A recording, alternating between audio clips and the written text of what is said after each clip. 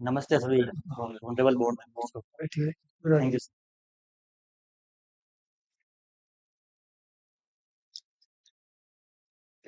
Mr. Tanmay ji, ji sir. when you have passed your secondary school examination, sir 2013 which village? Which sir village? Sir Nathdwara. Nagdwara. Wow. And after that, senior secondary school. Sir 2016।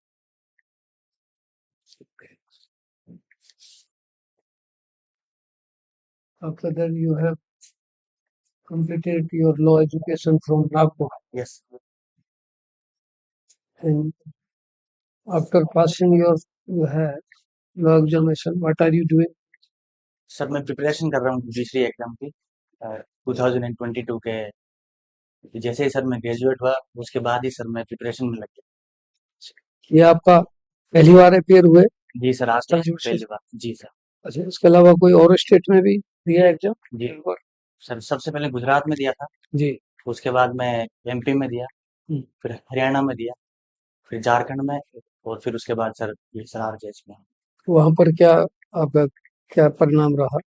Sir ये किसी में भी sir मैं ये sir Jharkhand को छोड़ के किसी में भी प्री में सर मैं क्वालिफाई नहीं कर पाया था। जी। फिर आरजेएस में सर मेरा प्री भी हुआ और सर मेरा फिर मेंस में सर मेरा फिर सिलेक्शन।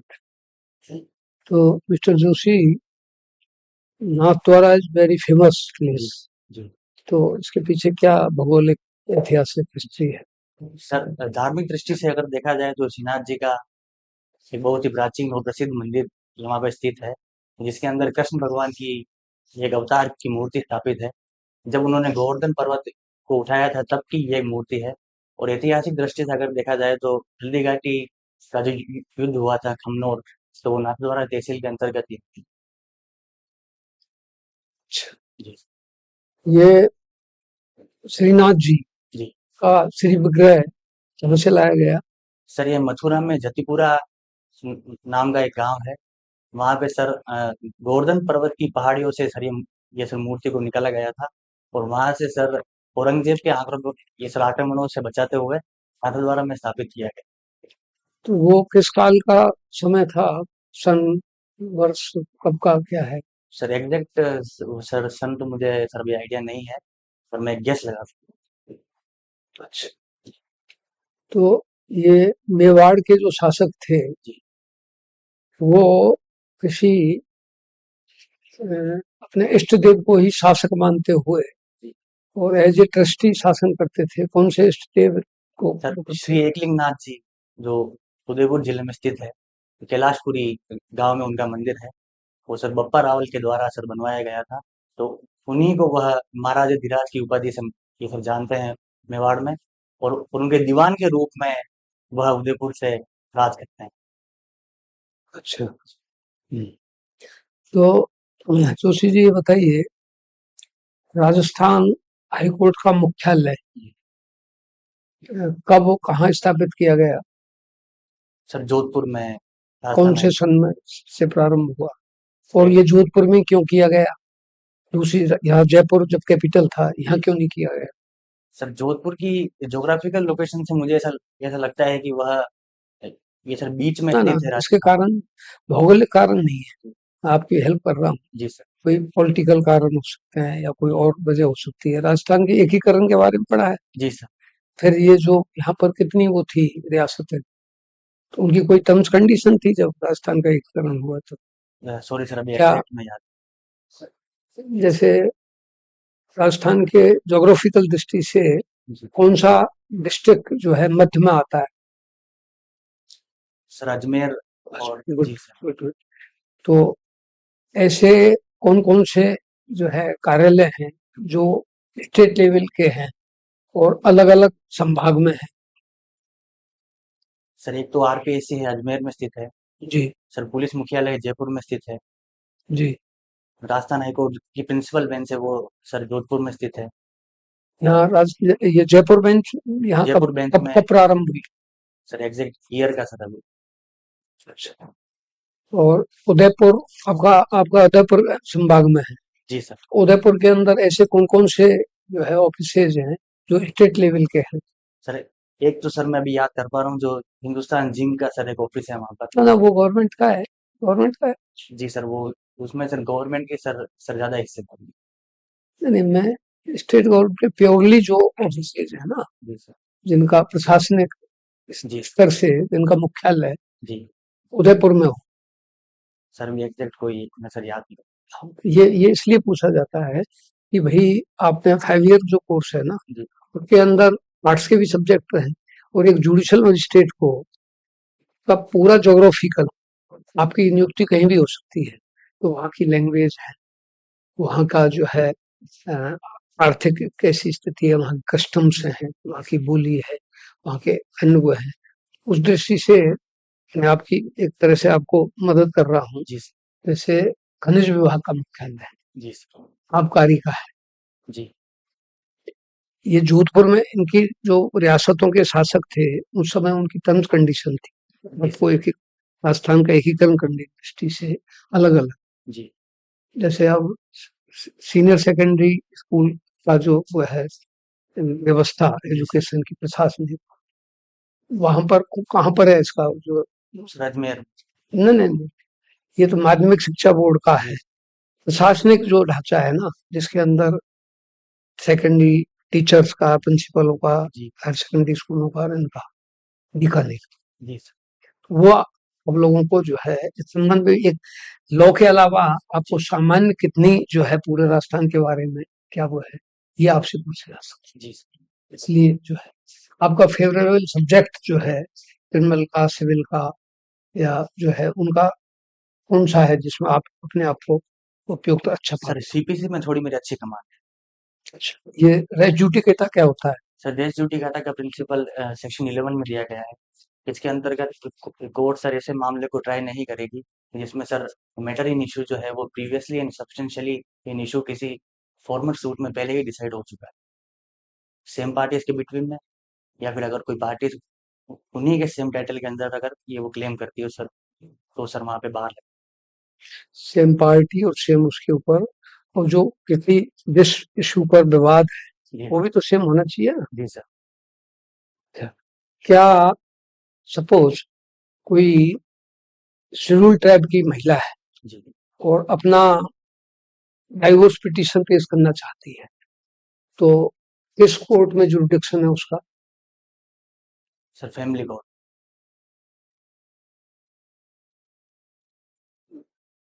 किस प्रोविजन के तहत?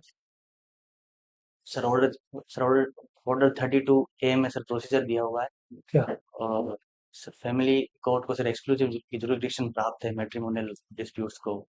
नहीं नहीं, किस सर किस किस जो है कानून की धारा है जिसको आप बता रहे हैं? सर एग्जैक्ट कानून की धारा सर मैं याद। नहीं, आप 32 बता रहे हैं ना कोई जी अभी, सर। किस किस कानून की? सर सीपीसी का ऑर्डर 32A। हाँ, क्या व्यवस्था दी है? सर उसमें ये व्यवस्था दी है कि अगर जो कौन से एक्ट के तहत होगी उनकी पिटीशन की, डाइवोर्स पिटीशन की कार्रवाई? सर किस ये किस कानून के तहत? सर एग्जैक्ट अभी मैं सर मैरिज से संबंधित कौन सा कानून है जिसके तहत वो होगा? सर SC ST के सर मामले में थोड़ी मुझे कम नॉलेज है। नहीं नहीं, चलो एसटी का पूछा है मैंने, पर्टिकुलर क्वेश्चन जी समझिए। एससी की यदि कोई पर्सन है, महिला है, कोई दाम्पत्य जी सर। हुए, वो कहाँ करेंगे? वो किस कानून के तहत डाइवोर्स पिटीशन पेश करेंगे? हिंदू लॉ भी पढ़ा होगा आपने। जी सर। क्या हिंदू लॉ एससी एसटी पे लागू होता है? जी सर, वो सभी पे सर लागू होता है जो भी Hindu, Jain, Sikh, section Buddhist. Section 2 जी सर। हिंदू मैरिज एक्ट जी की क्या कहती है? सर, ऐसे हिंदू मैरिज एक्ट के बारे में सर एग्जैक्ट अभी थोड़ा कम है। उसको देखना आप, आपके प्रोफेसर से पूछना, जी इस तरह के क्वेश्चन आपसे पूछे जा सकते। जी सर। ठीक है, अच्छा। इसके अलावा जुरिडिक्शन जो तय होता है जी सर। सिविल का, आप सिविल को कंपेटेबल बता रहे हैं, वो किस आधार पर तय किया जाता है? सर 3 आधार पर जुरिडिक्शन ये तय किया जाता है, सब्जेक्ट मैटर, पेक्यूनरी लिमिट्स और टेरिटोरियल जुरिडिक्शन। अच्छा, जी टेरिटोरियल का क्या क्या किस तरह से है? सर, टेरिटोरियल का मतलब ये है कि सर सेक्शन 16 जो सीपीसी का है वो यही बात करता है कि अगर इमूवेबल के सर प्रॉपर्टी किसी कोर्ट्स की लोकल लिमिट्स में अगर सिचुएटेड है, तो उसी कोर्ट के पास में जुरिडिक्शन है कि वह उस इमूवेबल प्रॉपर्टी से रिलेटेड अगर कोई सूट इंस्टीट्यूट होता है, तो उसके पास में जुरिडिक्शन है कि वह उसे ट्राई कर सके। किसी भी प्रॉपर्टी की असेस्ट की वैल्यूएशन उसका पिक्यूनरी जो जुरिडिक्शन है जी सर। वो किस आधार पर तय होता है, किस प्रोविजन के तहत? सर सेक्शन 6 के तहत सीपीसी। किस पूरा एक्ट को बताओ, जी सर। क्या व्यवस्था है उसमें? सीपीसी के सेक्शन 6 में ये दिया गया है कि डिस्ट्रिक्ट कोर्ट और हाई कोर्ट में तो सर कोई लिमिट नहीं है पेक्यूनरी, पर सिविल जज जूनियर डिवीजन और सीनियर डिवीजन में सर लिमिट सर होती है निर्धारित की हुई। कितना है? सर राजस्थान में सर हाँ ढाई हाँ, लाख आपसे राजस्थान के पूछा जाएगा। सर 2.5 लाख में है सर सिविल जज जूनियर डिवीजन की limit अकॉर्डिंग टू जो है सीपीसी, कब कब ये व्यवस्था दी है? है। सर एग्जैक्ट सिविल जज को कितना है? Sir 2.5 lakh junior division. चल। Thank you sir. आप जयपुर का जेलन बाग देखा है आपने? यूनिवर्सिटी राजस्थान कॉलेज वगैरह ये। नहीं सर जयपुर में सर मैं थोड़ा अनफॉर्चुनेटली थोड़ा मुझे कम समय मिला है जयपुर को एक्सप्लोर कर। जयपुर तो देखा होगा। जी सर। आपने देखा होगा कि पर्टिकुलर रोड्स पे एक स्पीड लिमिट होती है चलने की। जी सर। आप भैरू जी के चौराहे से जा रहे हैं, वहाँ स्पीड लिमिट कार की 60 है। जी सर। आप अपनी साइड में जा रहे हैं, 60 लिमिट के अंदर जा रहे हैं। सामने से एक आदमी आता है अभी तेज रफ्तार से, जी सर। 80 की लिमिट से। किसी ऑफेंस को मेड आउट करने के लिए मैंशेज या इंटेंशन बहुत जरूरी होती है। जी सर। उसकी कोई ऐसी इंटेंशन नहीं है कि वो आपसे उसकी दुर्घटना हो, जी सर। लेकिन वो आपको टक्कर मार देता है। जी कौन सा ऑफेंस बनता है? सर आईपीसी के सेक्शन 279 और 338 में सर ये सर इसके लिए प्रावधान दिया गया है। 279 में सर स्पेशली इंटेंशन की कोई रिक्वायरमेंट नहीं दी गई है सर। उसमें सर अगर रैश एंड नेग्लिजेंट ड्राइविंग है तो सर वो ऑफेंस वहाँ पर क्रिएट हो जाता 338 आपने क्यों जोड़ा इसमें? है। सर अगर ये सर टक्कर अगर हो जाती है तो सर थोड़ा जो भी ग्रीवियस हर्ट अगर उनको हो जाएगा तो इसलिए 336 और 338 में क्या अंतर है? बीच में 337 है, इनमें क्या जी डिफरेंस है तीनों? सर 336 तो सिर्फ ऑफेंस को स्टैब्लिश करता है। हम्म। 337 सिंपल हर्ट के बारे में बताता है जब रैश एंड नेग्लिजेंट ड्राइविंग की जाए, और 338 सर ग्रीवियस हर्ट के बारे में बताता है तो जब। एक्सीडेंट में ग्रीवियस हर्ट की तो कोई बात थी नहीं, फिर आपने 338 किस आधार पे जोड़ा? सर मैंने गलती से सर अज्यूम कर लिया, अच्छा। Sorry sir. ऐसे कौन कौन से ऑफेंस है जिनकी प्रिपरेशन पनिशेबल है? ये सर रॉबरी 399 में section, waging war against the state, sir ये दो मैं भी याद करता रॉबरी की प्रिपरेशन पनिशेबल है? हूँ। सॉरी सर डकैती की, सॉरी सर। हाँ जी। Thank you sir. Joshi ji, doctrine of vegetable पढ़ा है? जी सर। क्या है? सर सेक्शन 115 में इंडियन एविडेंस एक्ट में सर ये डॉक्ट्रिन दी गई है। सर ये रूल ऑफ एविडेंस है, ये इसके क्यों तहत बनाया गया? सर ये इसलिए बनाया गया है कि सर ये रूल ऑफ इक्विटी भी है कि अगर किसी इंसान को अगर कोई इंसान ये अपनी कंडक्ट से ऐसा अगर दर्शाता है कि मैं ये चीज करूंगा, तो सर सामने वाला इंसान भी अपना ट्रस्ट उस पर सर इम्पोज करता है, तो ट्रस्ट को ना ब्रेक हो तो सर तो वो इक्विटी का किसी सिद्धांत। के वर्ड्स और उसके एक्ट में जो कंसिस्टेंसी है इसको कायम करने के लिए बनाया गया जी सर थोड़ा है। ये आप जज बनना चाहते हो, 3 रीजन बताइए। सर सबसे पहले तो आ, सर मैं ये समझता हूँ कि ये रिस्पॉन्सिबल पोजीशन है जो मुझे सर एक अपॉर्चुनिटी प्रोवाइड करेगी कि मैं जो मेरी सोसाइटी जो पर्टिकुलर है वहाँ पे सर मैं एक चेंज ला सकूँ, क्योंकि सर एजुकेशन की अवेयरनेस बहुत कम है वहाँ पर। और सर इससे सेकंड मेरा ये रीज़न है कि अगर सर मुझे ऐसी अपॉर्चुनिटी मिलेगी कि मैं एक ऐसी सोसाइटी के निर्माण में अपना योगदान के सर दे सकूँ जहाँ पर सभी के राइट्स का इन्फ्रिंजमेंट ना हो। और थर्ड सर मैं ये समझता हूँ कि एक अच्छी मुझे सर अपॉर्चुनिटी मिलेगी कि मैं अपने वो सर जो मेरा मकसद है तो उसको पूरा करने में, और जो मेरे सर परिवार वालों ने जो मुझ पे सर भरोसा दर्शाया है मैं उस पर खरा उतर। Thank you sir. Okay. Next मेरा क्वेश्चन ये आपसे, यस सर। सपोज आपकी कोर्ट में कोई केस आता है, जी सर। ऑफेंस अगेंस्ट क्रुएल्टी, जी 498 एक ऑफेंस दर्ज करा हुआ महिला है, जी सर। और नेक्स्ट डे वो कंप्रोमाइज एफआईआर क्लोज हो गई, कंप्रोमाइज करना चाहती है जी कि उसकी गिल्टी फील कर रही है और वो चाहती है साथ रहना, जी सर। कैसे डिस्पोज करोगे आप उस केस को? सर सबसे पहले तो सर ये इंक्वायरी से सर ये पता लगाना पड़ेगा कि सही में क्रुएल्टी हुई है और वो किसी के दबाव में आकर अगर सर ये चालान फैसला कर पेश हो लिया गया है गया। तो चालान पेश हो चुका है। ये चालान पेश हो गया है तो सर मजिस्ट्रेट के ऊपर सर ये कोई दबाव नहीं है कि वो चालान पेश हुआ है तो उस पर सर कॉग्निजेंस ले ही ले। वह सर जो इन्फॉर्मेंट है उसको नोटिस देने के बाद यह भी कह सकता है कि मैं कि इसमें फर्दर इन्वेस्टिगेशन करवाना चाहता हूँ या मैं इस पे कॉग्निजेंस नहीं लूंगा। फिर उसके बाद फिर इन्फॉर्मेंट के पास प्रोटेस्ट पिटिशन का है राइट राइट होता है। क्या आपको पता है कि ये 320 सीआरपीसी की लिस्ट में नॉन कॉग्निजेबल ऑफेंस है? सर एग्जैक्ट सर इसका सर नेचर मुझे याद नहीं है पर 320 में कंपाउंडेबिलिटी का प्रिंसिपल दिया है। 498 कंपाउंडेबिलिटी में आता है, नहीं आता है? सर एग्जैक्ट में भी याद नहीं है। Okay. What do you mean by inherent power of court? Sir inherent powers of court code of civil procedure में सेक्शन ये सर 151 में दी गई है। यहाँ सारी कोर्ट्स के पास में इनहेरेंट पावर्स है और सीआरपीसी के सर अंदर 482 में दी गई है सेक्शन। यहाँ पे सिर्फ हाई कोर्ट के पास इनहेरेंट पावर्स है। क्या ये मामला हाई कोर्ट नहीं जाएगा 482 में डिस्पोज होने के लिए? जी सर जा सकता है उसके बाद। इनहेरेंट पावर्स के अंदर सर सारे ये सर वह मामले जा सकते हैं जिनके लिए कोई स्पेसिफिक प्रोविजन नहीं दिया गया है स्टैच्यूट के अंदर। जी okay, next my question, one more question sir. जी सर। आप बीइंग ए जज सीट पर बैठे हुए हैं, तो क्लेरिकल मिस्टेक के कारण आपके क्लर्क से टाइपिस्ट से गलती हो गई जी जजमेंट में, फ्लोट नंबर 152 के अगेंस्ट में 154 टाइप हो गया, क्या उसको रिमूव करने का राइट आपको है? जी सर सीपीसी में सेक्शन 152 में सर प्रावधान दिया गया है और सीआरपीसी में सर अगर सीआरपीसी की बात करें तो 362 में सर ये क्लेरिकल और अरिथमेटिकल मिस्टेक्स को रेक्टिफाई करने का राइट दिया गया। Thank you sir. तो ने पति पत्नी मैक्सिको में रहते हैं, जी सर।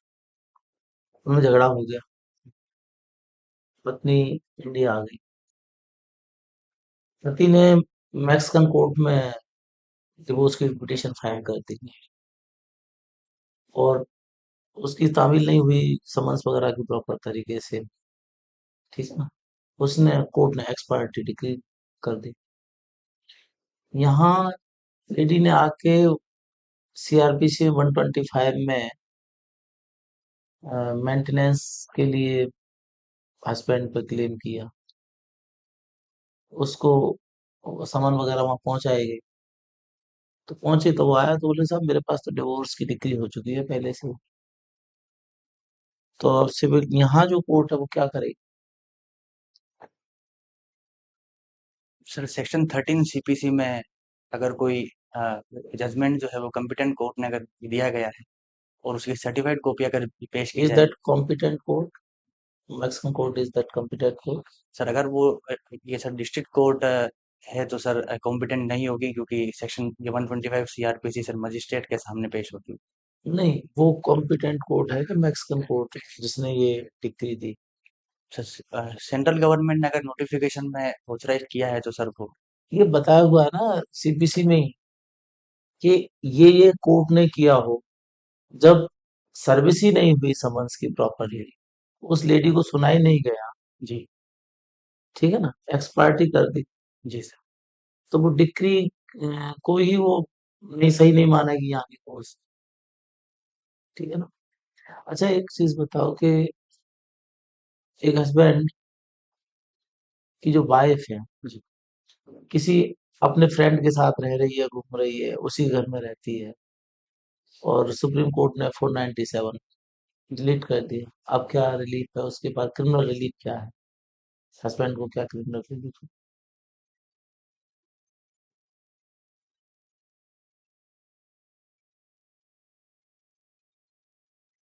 सर अभी मैं याद नहीं कर पा अब 498 तो है ना जी सर। आईपीसी में, 498 लगभग वही है जो जी 497 थी, वही जी 498 थोड़ी वो 498 थोड़ी समाप्त की जी सर। है ना? ठीक है सर। हाँ, एक मिनट में से डिस्कस करना चाहता हूँ मैं। बेटे आपसे जो क्वेश्चन पूछे गए हैं ना, जी एक तो क्वेश्चन को ढंग से समझे। जी बंद कर दें। बंद कर देना। हमारा एक बंद है